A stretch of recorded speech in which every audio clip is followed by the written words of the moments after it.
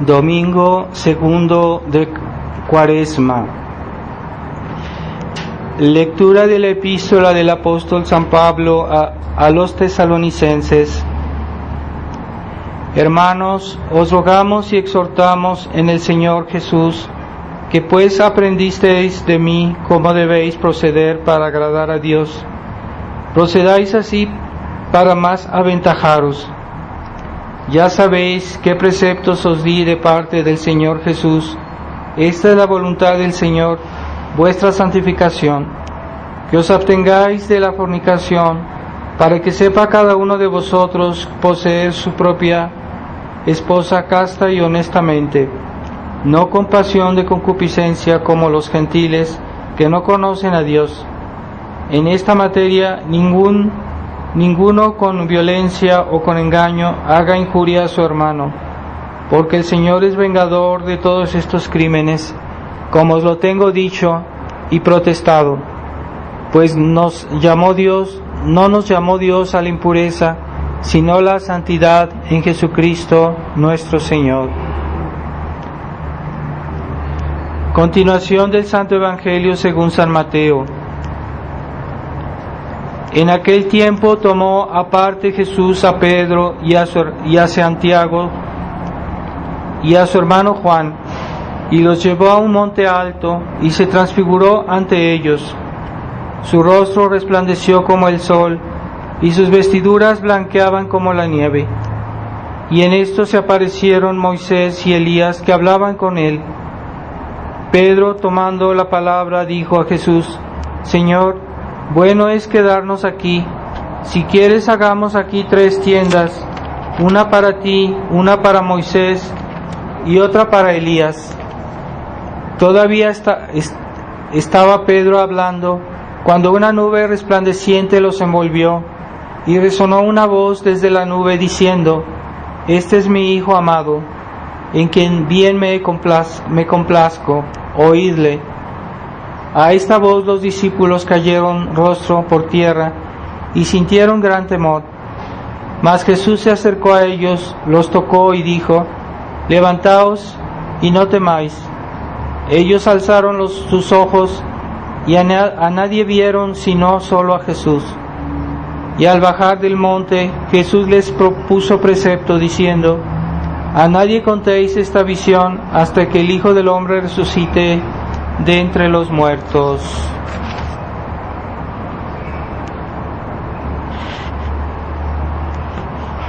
En el nombre del Padre, del Hijo y del Espíritu Santo. Amén. Ave María Purísima. Estimados hermanos, estamos avanzando en el tiempo de Cuaresma y espero que lo hayamos comenzado bien, que estemos todos haciendo penitencia, haciendo esfuerzos de las obras del tiempo de Cuaresma, ¿verdad? Que son la penitencia, la oración, las limosnas, los ayunos y todo tipo de esfuerzo para santificarnos y purificar nuestras almas. También evitar con más cuidado los pecados, y también evitar abstenernos de demasiadas placeres o distracciones, que hacer algún esfuerzo de mortificación, incluso en cosas que son buenas, que son lícitas, pero hagamos un esfuerzo para privarnos de ellas y así de esta manera hacer una buena Cuaresma, que se vea que que realmente estamos haciendo penitencia. Entonces, ese tiempo de purificación permite que Dios pueda estar cerca de nosotros, porque ¿qué es lo que impide que Dios esté cerca de nosotros? Pues es el pecado, es nuestros desórdenes, es nuestra falta de pureza de intención. Y justamente la Cuaresma está hecha para purificarnos de todas esas cosas. Ciertamente toda nuestra vida debería ser un esfuerzo constante de purificación, pero la Cuaresma es con más intensidad, con más dedicación y con más cuidado. Así que hagamos este esfuerzo. Estamos preparando las alegrías pascuales que no vienen si no hay la pasión, ¿verdad? La pasión es si no hay pasión, no hay resurrección. Así que no se puede suprimir, no se puede evacuar la pasión de Cristo de nuestra vida, ¿verdad? Es lo que quieren hacer los modernistas, solo hablan de Jesucristo resucitado, hasta ponen en las iglesias Cristos que están, en lugar de poner en la cruz a un Cristo sufriente, ponen a un Cristo resucitado en la cruz, pero no, eso está prohibido por el Papa Pío XII. Está condenado de poner Cristos resucitados en la cruz. Entonces hoy se ven muchas cruces con Cristo resucitados, pues sepan que eso está prohibido por la Iglesia. Pero es el concepto modernista, es el concepto que quieren hacer pasar. Entonces la gente ya no ve la necesidad de pasar por la Semana Santa, por la Cuaresma, para tener derecho y recibir los frutos de la resurrección, el tiempo pascual. Así que no nos dejemos llevar por esa mentalidad y aceptemos el tiempo de penitencia y el tiempo de sufrimiento de la cruz, ¿verdad? Eso prepara las alegrías pascuales. Así que cuanto más grande sea la cruz, cuanto más grande sea el sufrimiento, tanto más grande será la alegría de la resurrección. Así que debemos purificar nuestra alma, porque si no purificamos nuestra alma, ¿cómo Dios va a venir a ella? Entonces la purificación permite que Dios esté más presente en nuestra vida, que Dios está pueda actuar de manera más fácil en nuestra alma, si nuestra alma está limpia, si nuestra alma es pura. Entonces esa pureza pues no nos es nativa, porque no nacimos puros, ya nacimos con el pecado original, ya hemos cometido otros pecados a lo largo de nuestra vida, no somos puros, pero debemos purificarnos para que Dios se manifieste en nuestra vida de una manera más intensa.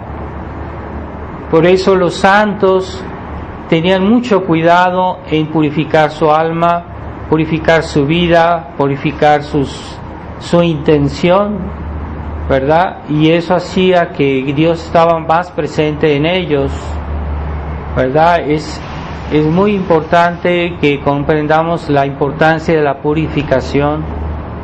Esa es la noción de la ascesis cristiana, que es toda una ciencia, una rama de la espiritualidad cristiana. La ascesis es esa parte de la doctrina católica que nos ayuda, que nos explica cómo debemos purificar nuestra vida, nuestra alma, para podernos unir a Dios. Entonces eso es un trabajo constante, y si no nos purificamos suficientemente en esta vida, hay consecuencias, porque o bien tendremos que hacer un purgatorio mucho más duro, o bien tendremos de menos gracias de Dios. Dios viene y habita y convive con las almas puras. Por eso, si ustedes ven en la vida de Cristo, ¿quiénes eran los más cercanos a Él?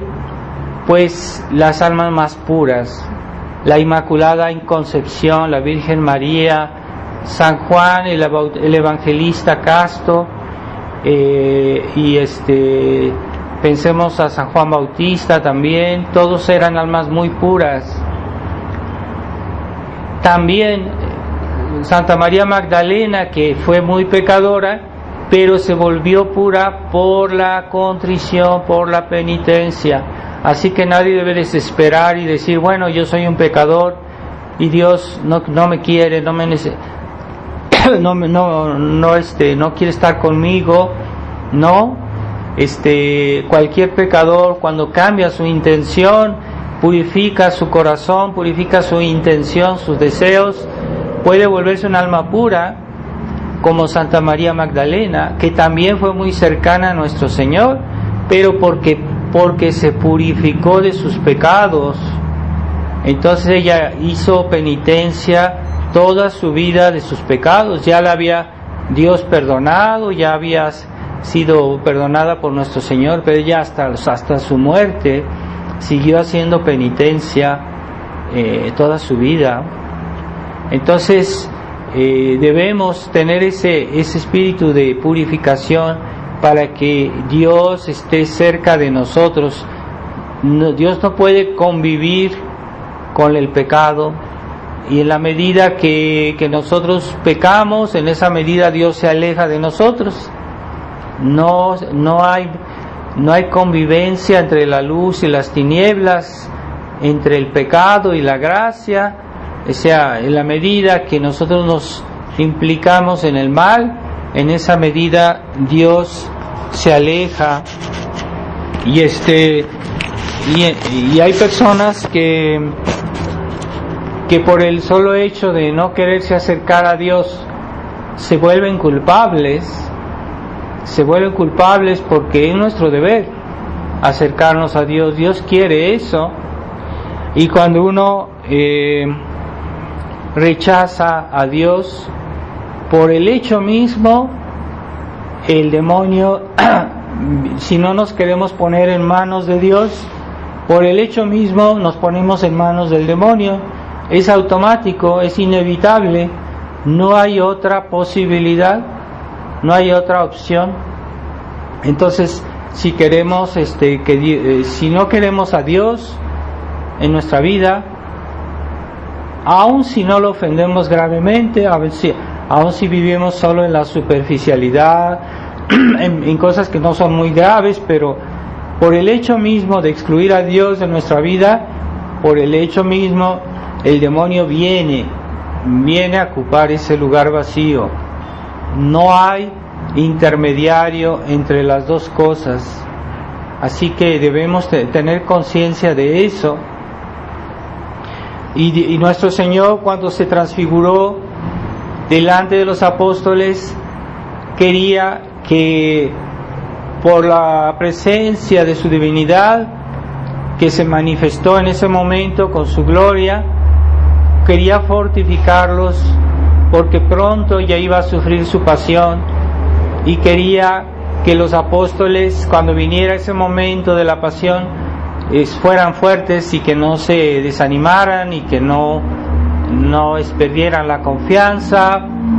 Entonces Él se transfiguró delante de ellos y se vio a Moisés y Elías conversando con nuestro Señor, y después se oyeron estas palabras de Dios Padre que les animaba a tener confianza en su Hijo.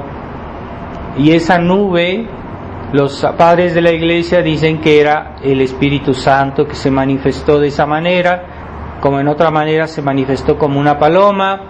Aquí el Espíritu Santo se manifestó como una nube, y la voz del Padre que decía estas palabras.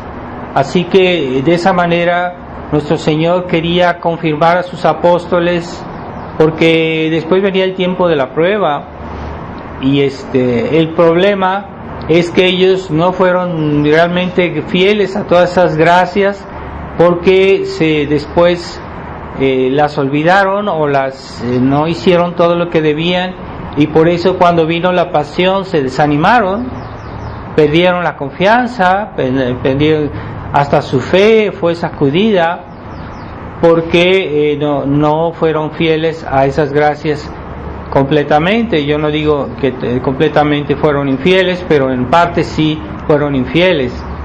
Entonces esa es la lección. O sea, una persona que está unida a Dios, que está bien unida a Dios, pero para estar unida debes primero estar purificada. No nos hagamos ilusiones que hoy en la iglesia modernista quieren que la gente sea santa, hablan de santidad, pero sin una purificación prealable. ¿Cómo se puede uno santificar si no hay purificación? Yo puedo entender eso de la Virgen María, que nació pura, que nació inmaculada. Ella no necesitaba purificación porque ya era pura. Yo puedo entender eso de nuestro Señor, que era Dios, que nació también puro y que nunca tuvo pecado, pues no necesitaba purificación. Pero cuando unas personas que son pecadores de nacimiento y pretenden llegar a la santidad sin pasar por la ascesis cristiana, sin pasar por la purificación, sin hacer su cuaresma, que de boca, así es que yo cuaresma me puse la ceniza y ya nada más, no hacen esfuerzos, no hacen penitencias, no hacen mortificaciones, no luchan contra sus pecados, no piden perdón. Aunque ya estén perdonados en confesión, de todos modos debemos seguir expiando, seguir pidiendo perdón por la pena temporal debida al pecado que no ha sido suficientemente expiada. Así que de todos modos, aunque ya Dios me haya perdonado el pecado, no me ha perdonado forzosamente la pena temporal. Y de todos modos debo seguir pidiendo perdón. Es que ya me confesé, ya estoy bien. No es suficiente. Entonces, para que pueda haber en nosotros ese tabor, esa manifestación de Dios en nuestra alma, esa presencia de Dios, debe haber la purificación prealable. Y en la medida que nuestra alma sea bien purificada, pues la manifestación de Dios será mayor, ¿verdad? Y también es necesaria la ascesis cristiana para fortificar el alma, porque cuando una persona hace esfuerzos, lucha por su vida cristiana, adquiere virtudes. Esas virtudes son una realidad, las virtudes cristianas son una realidad, pero alguien que nunca hace esfuerzos no adquiere virtudes, no hace esfuerzos de paciencia, no hace esfuerzos para hacer el bien, para evitar el mal, y todos esos esfuerzos constantes hacen que nuestra alma se fortifique. Entonces, si a momento dado viene un obstáculo, una prueba, un ataque del demonio, de las tentaciones, entonces resistimos porque hemos fortificado nuestras virtudes. ¿Cómo se fortifican las virtudes? Con la práctica, con los esfuerzos.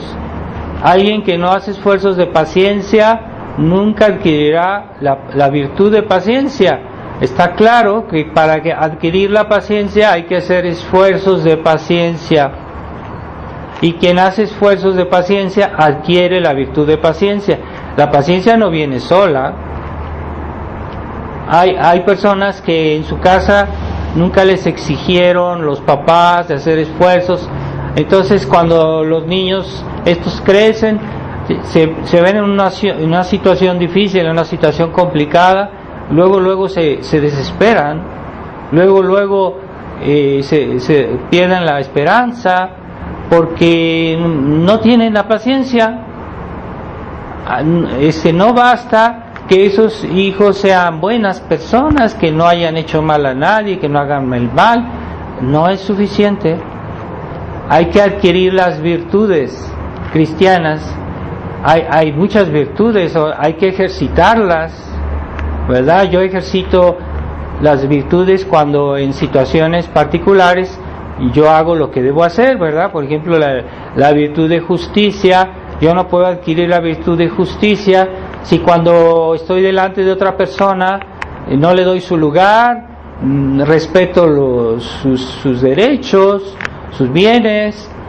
Hay personas que no son capaces de respetar a su prójimo como debe ser.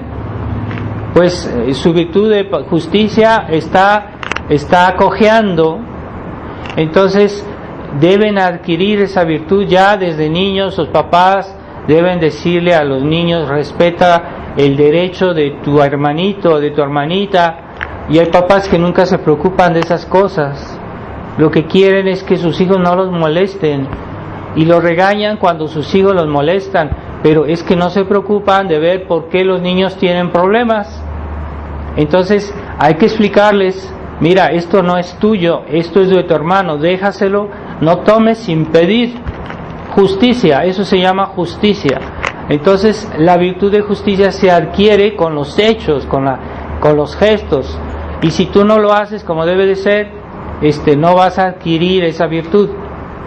Bueno, entonces los papás deben enseñar a sus hijos a practicar las virtudes. Y una familia cristiana es, por definición, una escuela de virtudes. Pero hay papás que no son conscientes de eso, que la gran mayoría, que es una escuela de virtudes. Es a enseñar a los niños a practicar el bien y a evitar el mal. A practicar la prudencia, por ejemplo, es también una virtud que nos ayuda a pensar, a prever las cosas y a hacer las cosas bien. Pero hay papás que no les dicen a sus hijos: mira, esto no lo hagas por esta razón. No los enseñan a razonar, a prever, a cuidarse. Decir: no, ten cuidado con esto porque esto es malo, ten cuidado con aquello porque esa situación te puede llevar a algo que no está bien. Y entonces no enseñan a sus hijos a ser prudentes.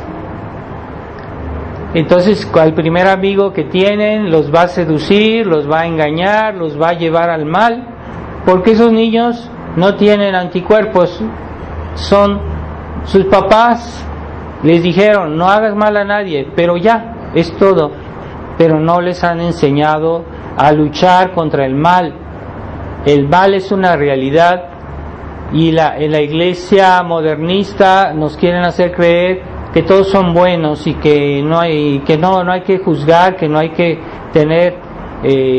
no hay que luchar contra el mal, no hay que protegerse contra el mal, que no es tan grave la situación en el mundo, que todo es bonito. No es cierto, no es verdad. Entonces, si los papás no enseñan a sus hijos a defenderse del mal, pues entonces cuando el mal viene, ellos van a ser frágiles, van a caer en el mal. Hay varios tipos de mal, hay varios tipos de bien, por eso hay varios tipos de virtudes. Entonces todas las virtudes nos ayudan de alguna manera diferente a combatir el mal y a hacer el bien, pero hay que aprender a usarlas. Es como un niño que acaba de nacer, que tiene sus pies, sus manos, pero no sabe usarlas, no ha aprendido a usarlas, no puede caminar, no puede usar sus manos porque todavía no ha aprendido a usarlas. Sí tiene sus manos, sí tiene sus pies, pero no sabe usarlos. No están fuertes, no puede caminar todavía. Y así son las virtudes. No basta que el día del bautismo hemos recibido todas las virtudes, las hemos recibido en el día del bautismo, pero están todavía en un estado de crecimiento y hay que confirmarlas con la práctica. Entonces hay muchas personas, sobre todo las familias, que no saben inspirar a sus hijos cómo practicar las virtudes, ¿verdad? Cómo la mamá debe enseñar a los hijos a creer en Dios, a tener fe, a tener esperanza, a tener caridad. Pero no, hay muchos que ni si se les ocurre hablar de eso a los niños. Entonces creen que porque los quieren, que ya les dieron todo.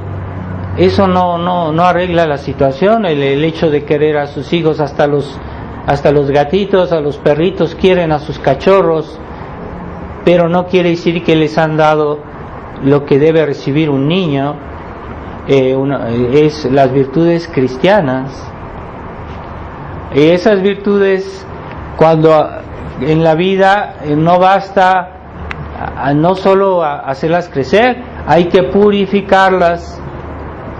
Ese es el trabajo de Cuaresma, purificar nuestras facultades, nuestros pensamientos, vaciar de nuestra mente todo lo que es malo, vaciar de nuestra mente todo lo que es negativo. Eso es purificar nuestra mente.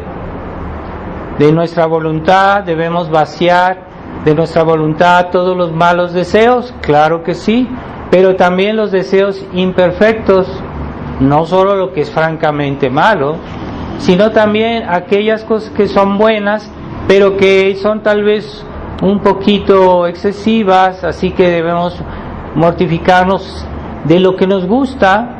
Es que a mí me gusta comer esto, bueno, no, en sí no es pecado comer eso, pero en Cuaresma no voy a comer para que mi voluntad se fortifique, para que yo aprenda a decir no.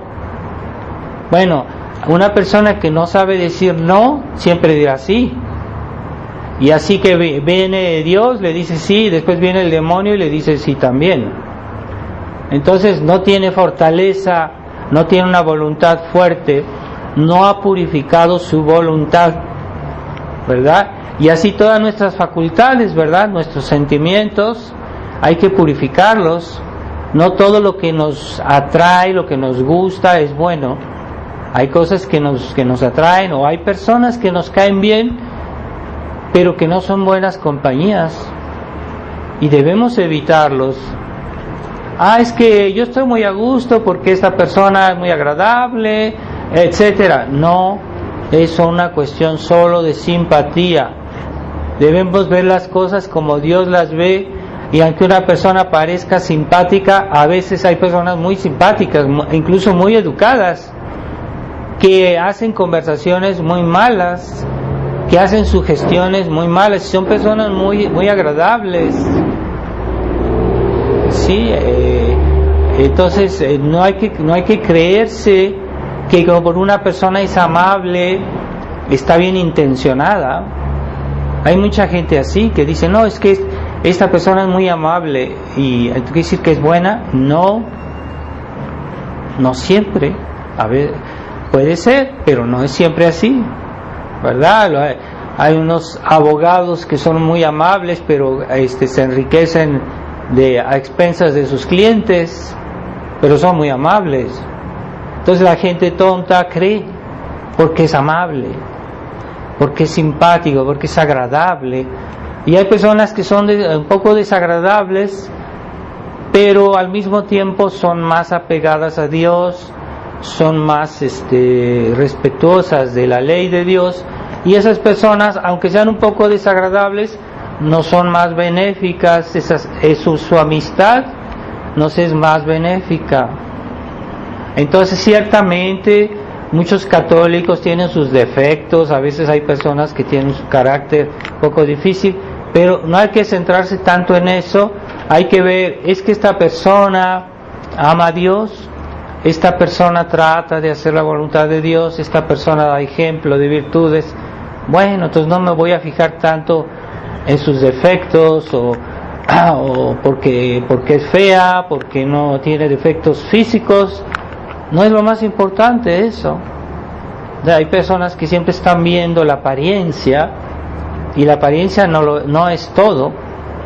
A veces cuenta, pero no es todo. Entonces tengamos cuidado. Entonces hay que purificar nuestra vida, no solo el pecado. Sí, el pecado sí, la confesión, claro, pero hay que purificar los malos hábitos que están en nuestra mente, en nuestra voluntad, en nuestros sentimientos, en nuestra manera de vivir. Una persona desordenada en su vida es más difícil que practique las virtudes, porque para practicar las virtudes hay que ser un poco metódicos, ¿verdad? Si yo no hago mi examen de conciencia antes de acostarme, ¿cómo voy a progresar en la virtud? ¿Cómo voy a purificar mi alma? Es muy difícil. Hay que ser metódicos. Es el espíritu ignaciano que era muy metódico. Había reglas, hay que respetar reglas. Hay personas que no saben someterse a las reglas, eso es pereza, negligencia. Entonces, alguien que no dice en la mañana su oración, que hace la ofrenda del día, ¿cómo se va a santificar si no sabe ofrecer a Dios todas sus obras? Serán siempre católicos mediocres, de que cuando viene la tribulación, las persecuciones, ellos van a hacer como hicieron los apóstoles, pues van a abandonar a Jesús, porque no tienen fuertes virtudes, son virtudes frágiles. Entonces, la vida cristiana se construye, no es solo la intención, es que yo te quiero mucho, yo, como esas mamás que dicen a sus hijos, yo te quiero mucho, creen que ya eso es todo, ¿no? ¿Qué ejemplo le das a tu hijo? ¿Qué educación le das a tu hijo? ¿Realmente le das todo lo que él necesita? Eso sí es amor, no es pura boca de decir que te quiero, ¿verdad? Hay muchos abrazos, no es suficiente. El verdadero amor es concreto. Entonces, eso también se purifica. Entonces, si yo en mi vida yo soy consciente que no hago bien todas mis obligaciones y después vengo a misa y digo, Dios mío, yo te amo, pero ¿cómo me vas a amar si tú no haces mi voluntad? Es lo que va a decir Jesucristo. ¿Cómo me amas? ¿Me estás bromeando? ¿Te estás burlando de mí? Me dices que me amas y después haces otra cosa que me ofende. Entonces, no es el amor. El amor es algo concreto, no es teórico. Ciertamente el amor está principalmente en el alma, en el corazón, en la mente, pero si no tiene obras es prueba de que no hay amor, ¿verdad? Entonces, bueno, eso también se purifica. ¿Cómo voy a purificar mi amor a Dios?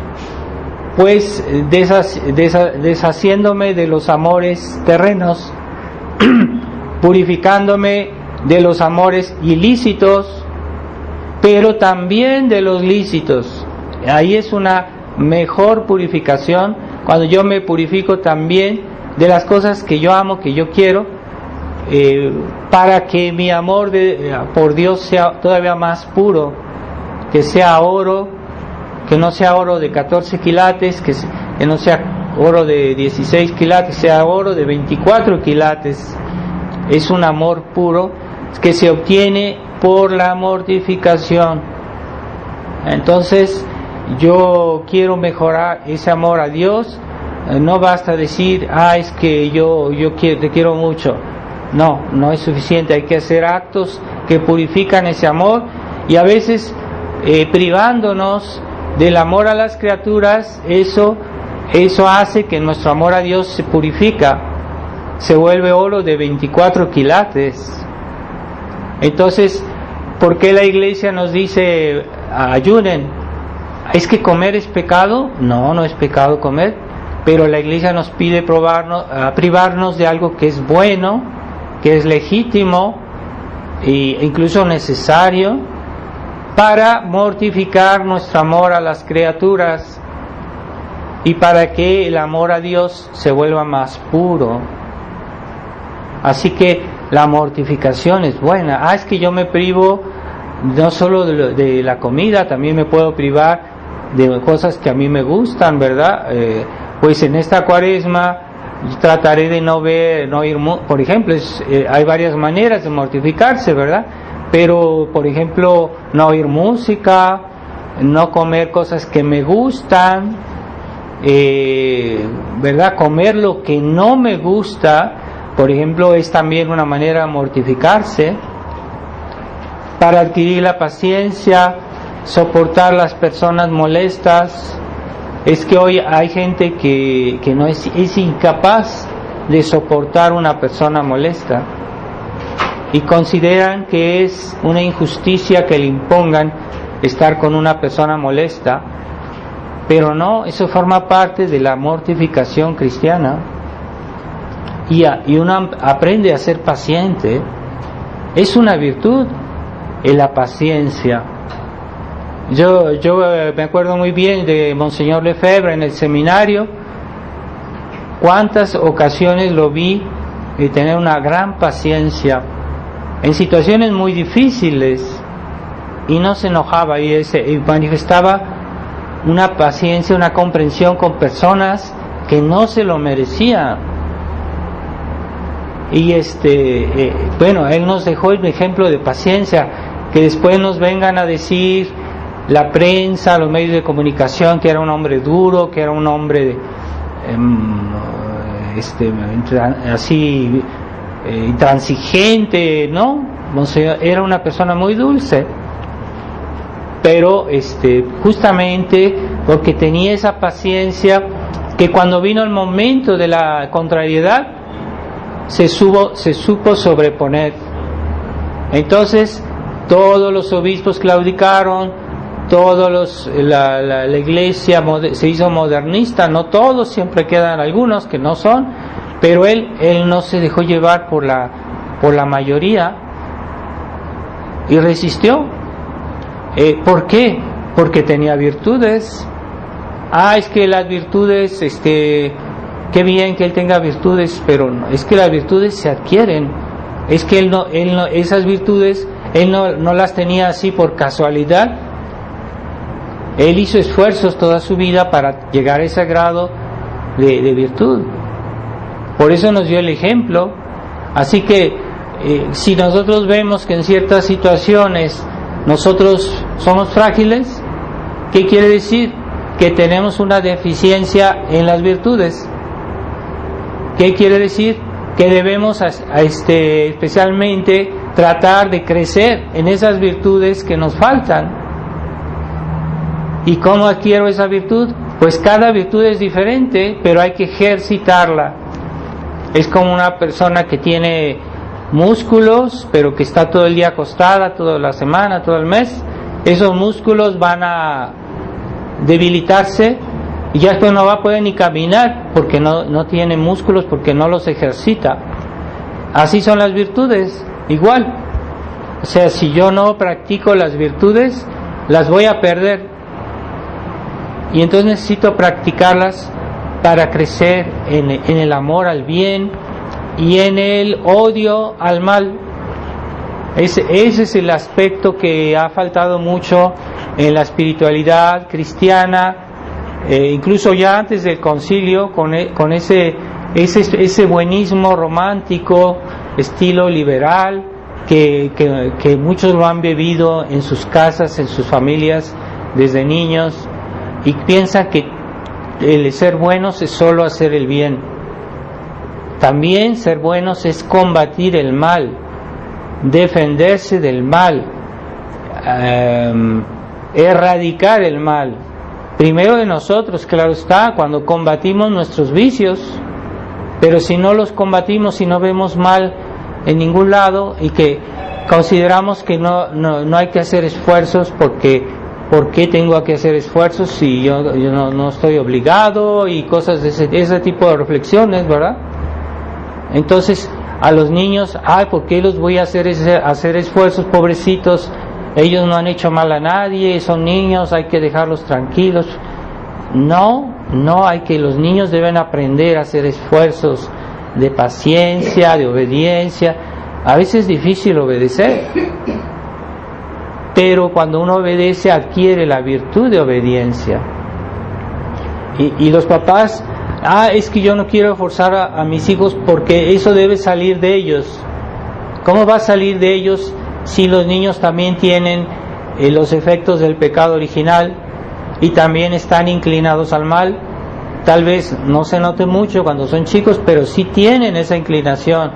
Y si sus papás creen que de ellos va a salir todo el bien del mundo, se equivocan. Hay que educarlos, hay que animarlos, hay que motivarlos a que practiquen las virtudes, porque no va a salir de ellos. Es falso.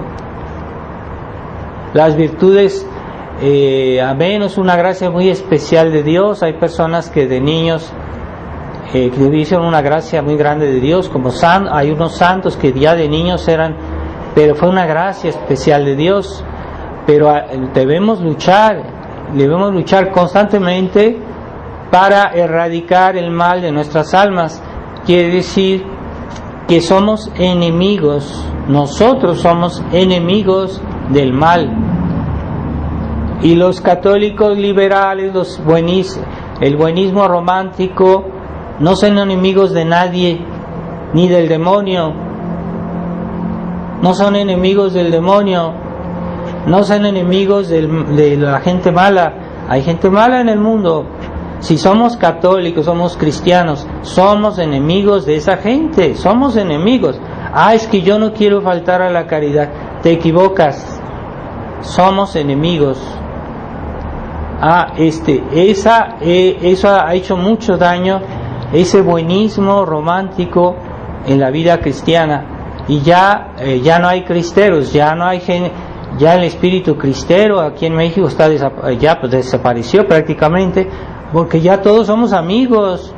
Es que somos amigos de los musulmanes, puro ecumenismo, todos son buenos, pura caridad. La caridad solo se practica con aquellos que tienen la caridad, que son realmente, que aman a Dios. Pero la caridad con los pecadores es tratar de ayudarlos a que salgan de su estado de pecado para que realmente puedan tener la caridad, ¿verdad? Entonces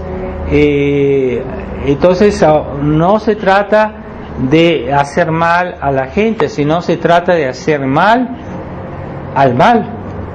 Eso es el espíritu combativo cristiano.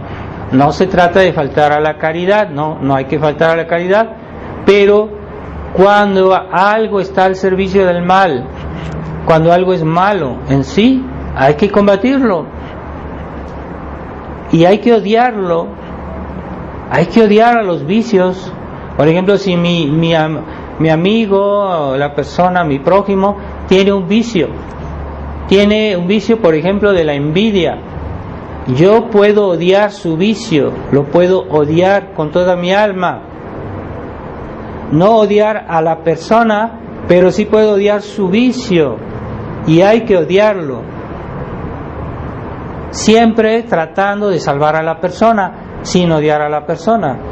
Sí se puede, pero los católicos buenistas no saben qué es eso. ¿Cómo voy a odiar a esto? No, eso es un error. Hay que combatir el mal. Entonces, porque ya no hay almas que combaten, pues el mal ha avanzado por todos lados y el mal no encuentra barreras entre los cristianos, no encuentra barreras. Entonces, hace unos días una persona me envió un texto, necesitaría encontrar la referencia, pero de un texto de San Gregorio, me parece San Gregorio Magno, un papa, que decía: al final de los tiempos, los católicos serán presas de una falsa prudencia, de una falsa prudencia del mundo, que tendrán que estar bien con todos. Justamente lo que está pasando hoy. ¿Por qué el modernismo entró en el corazón de tantos sacerdotes, tantos obispos, tantos fieles? ¿Por qué no encontró obstáculo? Es que no había personas que tengan el justo aprecio del bien y el justo odio del mal.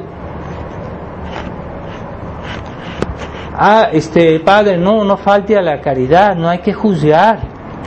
Sí, cuando es evidente una cosa, no podemos negarla, no es juzgar. Juzgar es cuando es algo que no es evidente, que no estamos seguros y que no sabemos si es cierto. Ahí sí estamos juzgando si afirmamos algo que no estamos seguros. Pero cuando algo es evidente y lo negamos, estamos haciendo un pecado porque estamos yendo contra la verdad. Y cuando la evidencia está ahí, no debemos ni podemos decir lo contrario. Y hay personas que ven que fulanito asesinó a otro y no se atreven a decir, es que es un asesino. ¿Por qué no? Lo viste, es evidente, tienes las pruebas de que es un asesino y no quieres reconocerlo. Estás haciendo un pecado porque vas contra la verdad. Es que no quiero faltar a la caridad. Pues esa caridad no es una caridad cristiana, es una falsificación de la caridad. Así que esa falsa bondad no es virtud cristiana. Y todas las virtudes se distinguen por estos dos aspectos. Todas las virtudes: el amor a un bien y el odio a un mal. Por ejemplo, si yo tengo la virtud de paciencia, yo amo soportar un mal para sacar un bien, pero odio esa impaciencia que me hace rechazar un tiempo de pena para proteger un bien. Entonces hay que odiar esa impaciencia. El hecho mismo que yo sea paciente es como decir, yo odio la impaciencia. Yo odio perder la cabeza por una tontería o decir una barbaridad sin razón. Yo odio eso, por eso no lo hago. Y prefiero ser paciente. Y así todas las virtudes tienen un aspecto positivo y un aspecto negativo. Todas las virtudes son una forma de practicar un bien diferente. Cada virtud es un bien diferente.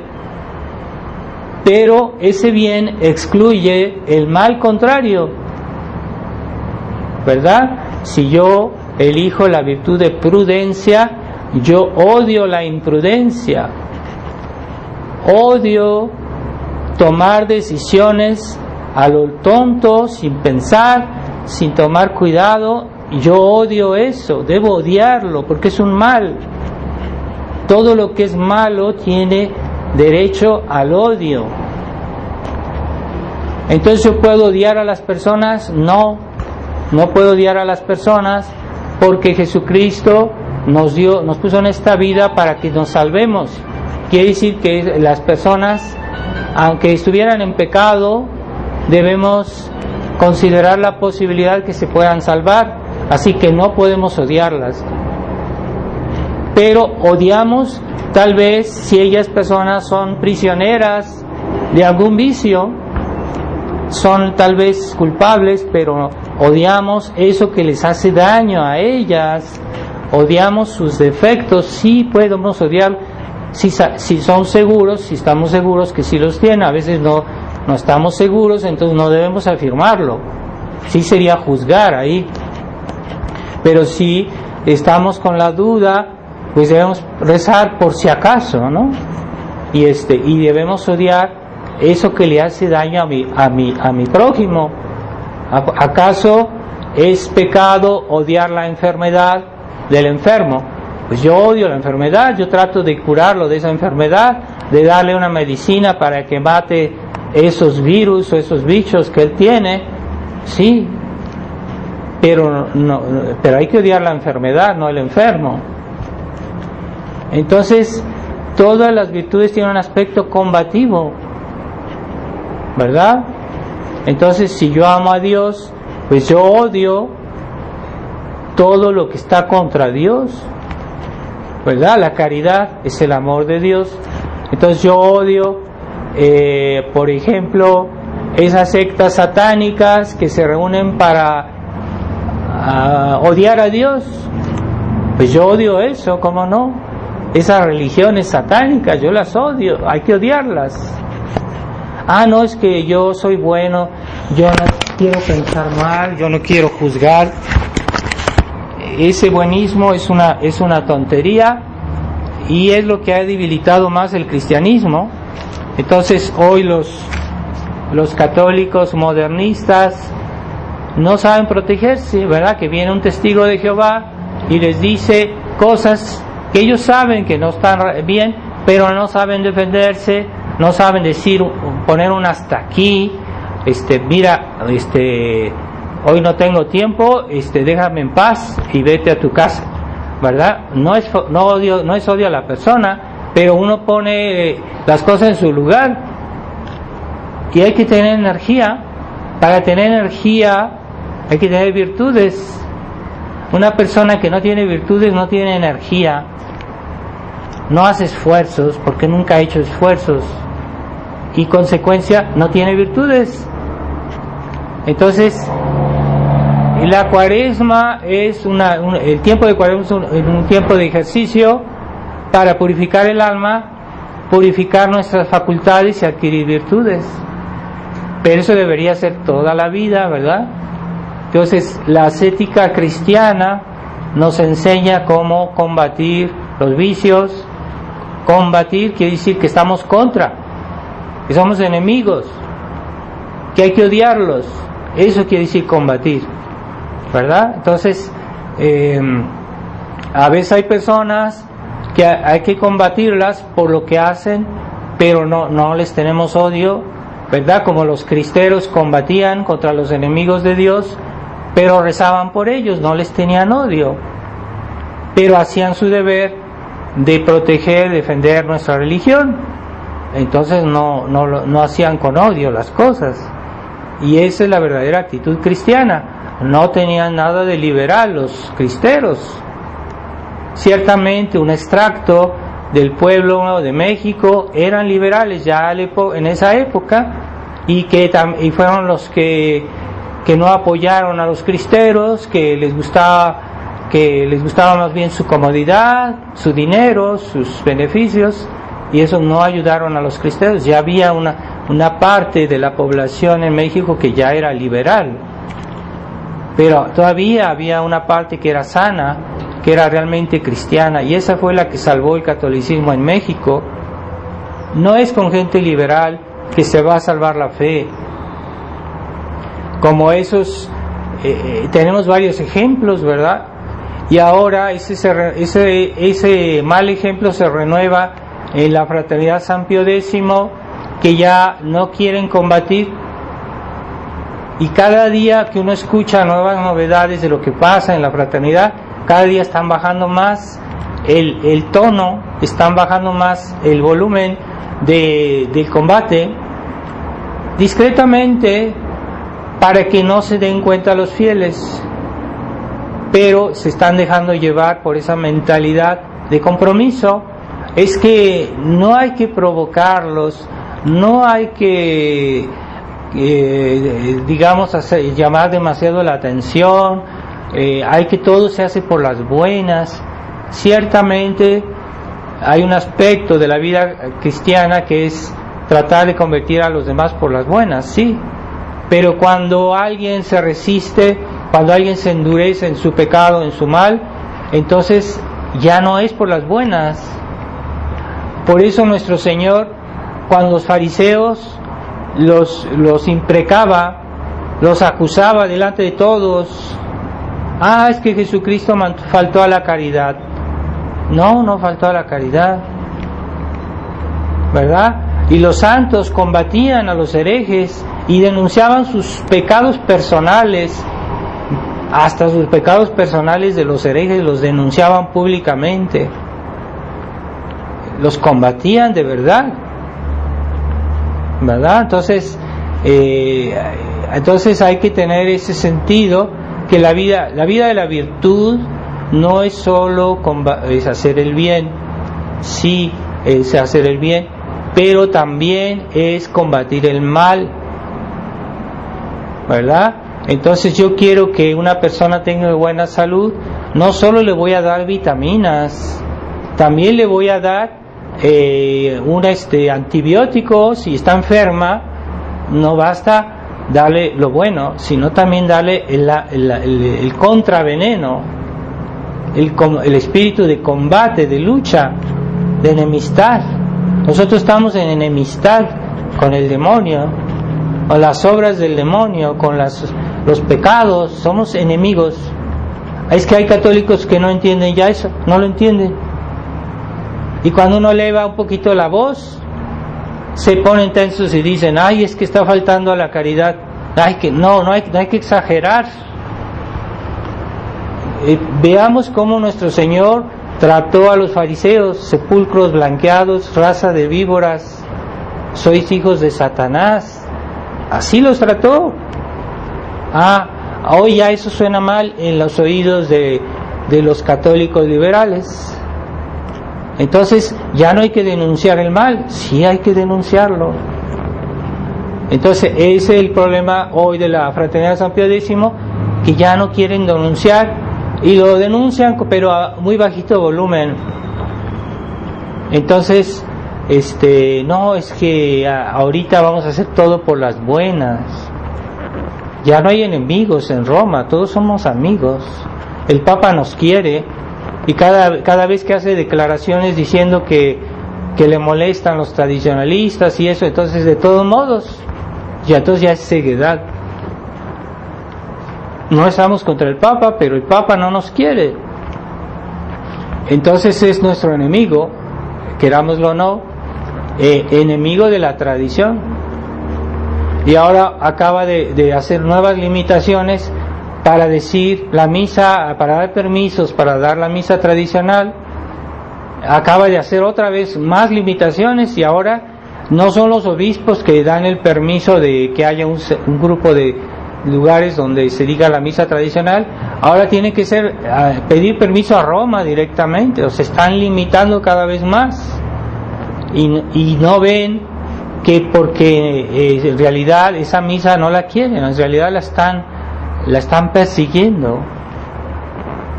Pero no es solo la misa, el problema es problema de fe.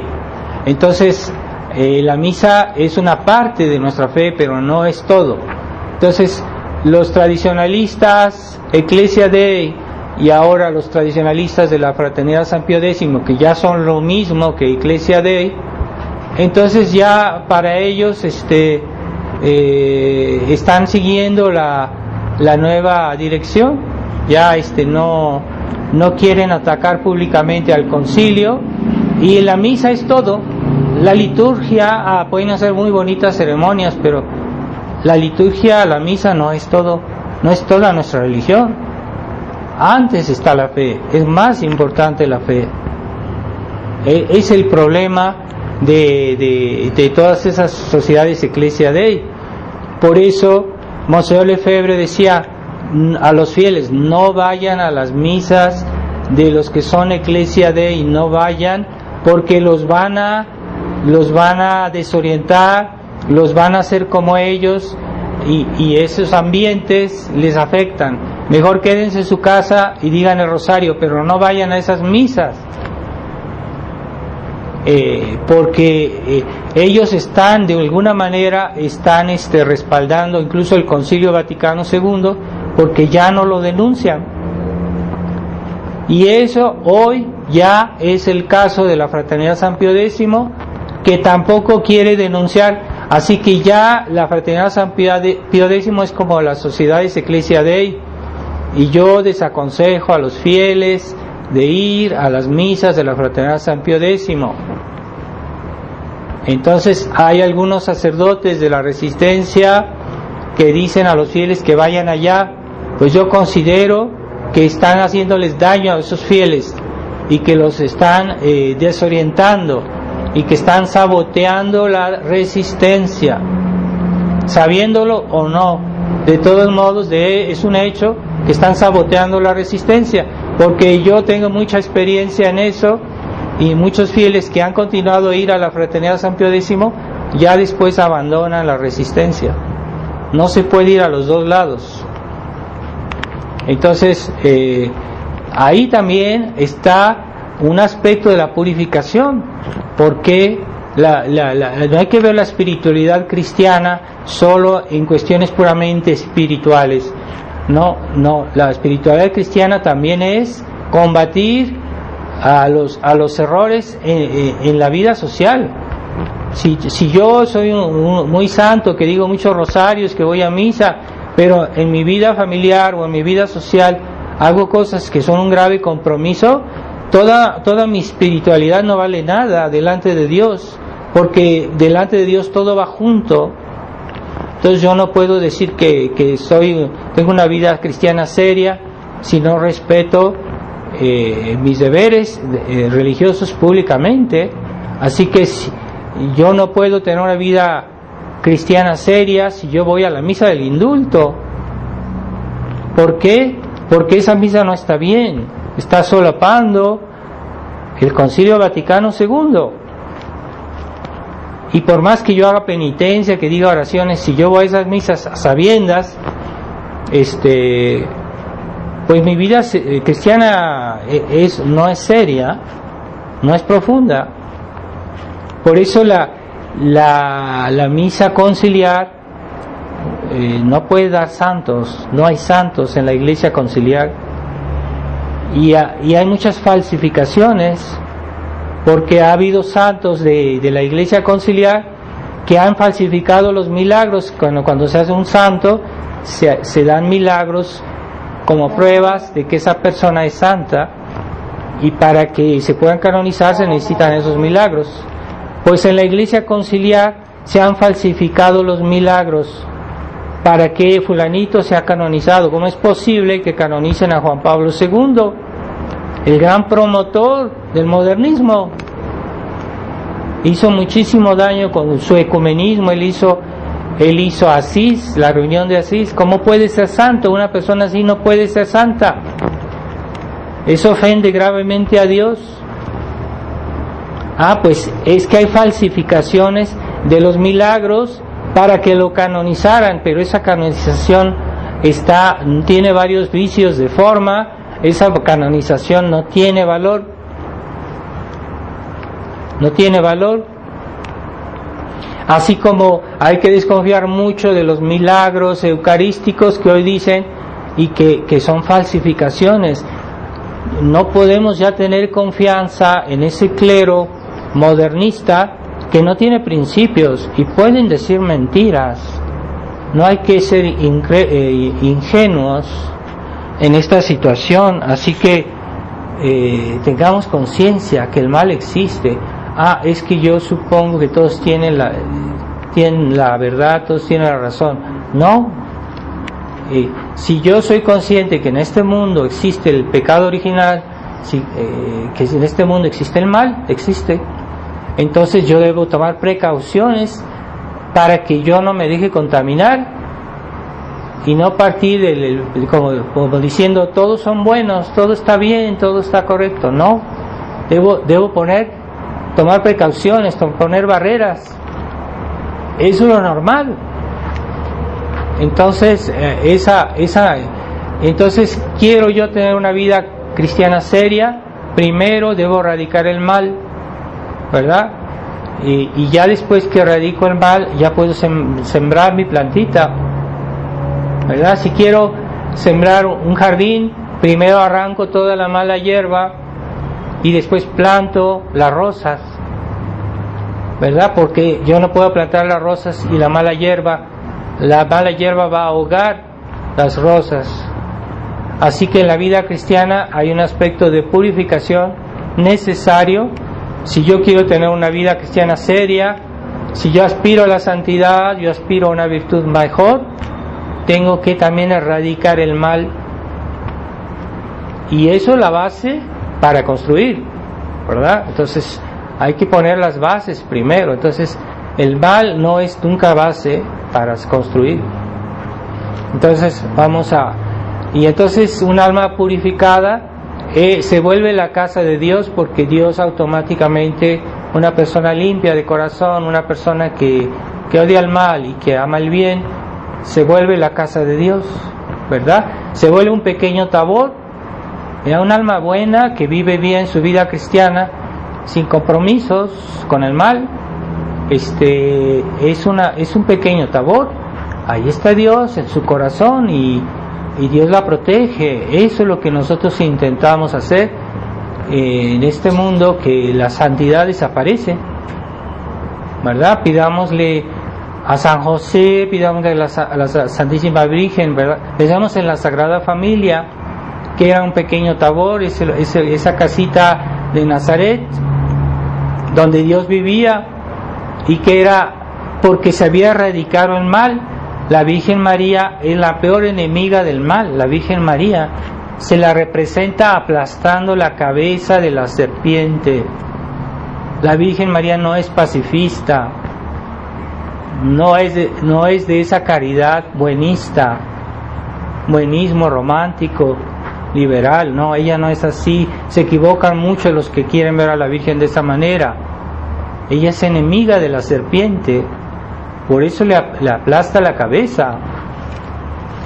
Y en el Génesis Dios le dijo a Eva que ella era la mujer, ¿verdad?, que iba a aplastar la cabeza de la serpiente, que habría una profunda enemistad entre la descendencia de la Virgen María y la descendencia de la serpiente, dos linajes enemigos. Nosotros somos enemigos de aquellos que quieren erradicar a Dios de la sociedad. Somos enemigos, no somos amigos. Entonces vamos a pedirle a Dios en esta misa que nos dé el sentido no parcial de la purificación de la vida cristiana, porque esa es la gran tentación hoy. Todos creen que basta ser buenos, pero no, hay que ser también soldados de Cristo, enemigos de la serpiente, y así purificamos nuestra alma, y así realmente vamos a hacer una buena cuaresma, no solo con nuestro rosario, sino con todos los actos que Dios nos pide para purificar, desenraizar el mal de nuestra alma, porque todos tenemos nuestros defectos, nuestros pecados, pero no se van solos, hay que desenraizarlos, hay que tomar disposiciones, hacer cosas para vencerlos. Las virtudes no se adquieren sin actos, ¿verdad? Y cuanto más intenso es un acto, esa virtud se desenvuelve más, ¿verdad? Si yo hago un acto de caridad muy intenso, mi caridad va a crecer, y entre más actos intensos yo haga, más va a crecer. Pero si yo espero que nada más porque no hago mal a nadie, porque estoy ahí tranquilito, entonces que mi caridad va a crecer, pues no va a crecer así, que hay que hacer actos. Y también cuando combatimos el mal, estamos haciendo un acto de amor de ese bien que estamos defendiendo, ¿verdad? Entonces yo combato el mal, por ejemplo, en mi alma, por el mismo hecho de que yo lo combato, yo estoy haciendo un acto de amor al bien contrario que estoy defendiendo, y así es en todo, ¿verdad? Entonces cada virtud tiene quiere fomentar un bien diferente y al mismo tiempo combate el mal opuesto a ese bien, y por el hecho mismo que amamos un bien, detestamos el mal contrario, ¿verdad? Así como si yo quiero la salud, voy a combatir la enfermedad, es normal. Eso ya la gente ya no lo ve, esa oposición entre el bien y el mal ya no la ven, ¿verdad? Todo es pura especie de ecumenismo, esa mentalidad de conciliación, no entre los buenos. Sí, conciliación entre los buenos, eso es una cosa buena. La conciliación entre los buenos y los malos, entre el bien, el mal, el error y la verdad. Hoy ya la gente concilia todo, ya no ven la necesidad de que la verdad sea la verdad y sin mezclas, ya no entienden eso. Entonces vamos a pedirle a Nuestra Señora, y en este mes de San José, que comenzamos el mes de marzo, el mes de San José, pidámosle a San José que nos dé ese amor del niño Jesús, que él protegió, que él vivió con él, pero San José era un alma castísima, purísima, y así la Virgen, no era inmaculado como la Virgen María, pero bueno, era un alma purísima. Entonces, por eso Dios les confió a su Hijo para que lo cuidaran. Entonces, Dios está en compañía de esas almas que son limpias, y si no son limpias, pues pueden volverse limpias por la penitencia, como la Magdalena, que se volvió una gran santa de una gran pureza por su contrición, su penitencia. Ave María Purísima, en nombre del Padre, del Hijo y del Espíritu Santo. Amén.